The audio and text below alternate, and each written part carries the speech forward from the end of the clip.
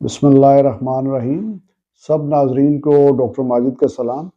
जैसा कि सबको पता है कि आजकल जो है ना बच्चों में खांसी की वबा आई हुई है। तो इसमें मैं आपको कुछ अलामात बताऊँगा कि अगर वो आपके बच्चे में अलामात मौजूद हों तो आपने बच्चे को घर में नहीं रखना, फ़ौरी तौर पे अपने नज़दीकी अस्पताल से में पहुँचाना है।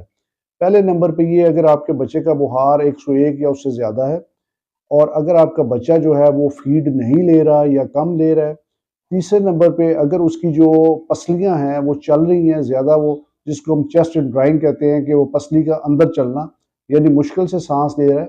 और अगर उसकी ऑक्सीजन आप चेक कराते हैं और ऑक्सीजन 92% से कम है, तो इसको कभी भी घर में इसका इलाज ना करें, इसको फ़ौरी तौर पे हॉस्पिटल में एडमिट करवाएँ अपने डॉक्टर के मशवरे से।